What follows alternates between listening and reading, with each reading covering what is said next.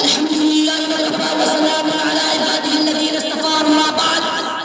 عن أبي الدرداء رضي الله عنه رسول الله صلى الله عليه وسلم الزكاة قاطرة الإسلام أو كما قال عليه الصلاة والسلام.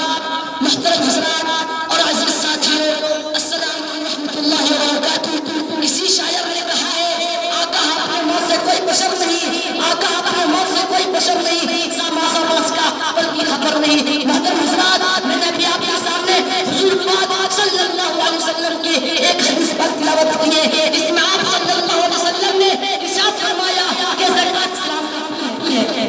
محترم حضرات، زکوٰۃ کی فضیلت اور اس کی اہمیت کے لیے کیا ہی کچھ کم تھا کہ اس کے اسلامی بنیادی ارکان میں سے ایک اہم رکن قرار دے دیا گیا. مگر اس حدیث شریف میں تو حضور پاک صلی اللہ علیہ وسلم نے اسلام کا پشت قرار دے دیا کہ جس طرح بغیر پل پر چلا آدمی اپنی منزل مقصود تک نہیں پہنچ سکتا، اسی طرح ایک مومن بغیر زکوٰۃ ادا کیے اپنی منزل یعنی رضا الہی اور جنت تک نہیں پہنچ سکتا. میرے عزیز ساتھیوں، زکوٰۃ کی اہمیت وہ ضرورت ایک دوسرے سے واضح ہوتی ہے کہ اس کا مفہوم ہے کہ آپ نے بنی محمد رسول اللہ صلی اللہ علیہ وسلم نے فرمایا جو بھی سونا چاندی رکھتا ہو اور اس کا ادا نہ کرتا ہو، قیامت کے دن اس کا یہ حال ہوگا، اس شخص کے عذاب کے لیے اس سونے اور چاندی کی تختیاں بنائی جائیں گی، پھر ان تختیوں کو جہنم کے اندر کے آگ میں پایا جائے گا، پھر ان سے اس شخص کی کروٹ اور پیشانی اور پشت کو داغا جائے گا.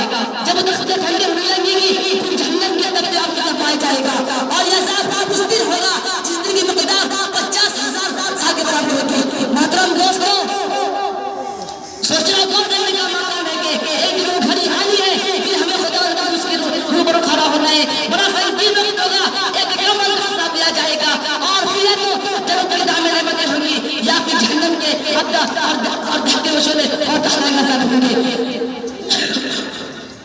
عزیز ساتھیوں، ابھی آپ لوگ جناب محمد رسول اللہ صلی اللہ علیہ وسلم کی فرمان نشان سن چکے ہیں. جو شخص زکوٰۃ ادا کرے گا اللہ تعالیٰ اس کو کتنا دردناک عذاب کرنا پڑے گا. اللہ تعالیٰ دعا ہے کہ ہمیں اور آپ کو اپنے بدن میں رکھے، آمین. محترم حضرات، زکوٰۃ کی ادائیگی کو کسی طرح کا بوجھ اور تعاون نہیں سمجھنا چاہیے، بلکہ پہلے سے غور کرنا چاہیے کہ ہم اپنے مال کا چاند سے دے کر قوم کے اندر کمزور، بے بس، تباہ اور مخلصوں کی مدد کر سکتے ہیں. چنانچہ اسے حقیقت کو اشکار کرتے ہوئے اللہ کے پیارے رسول صلی اللہ علیہ وسلم نے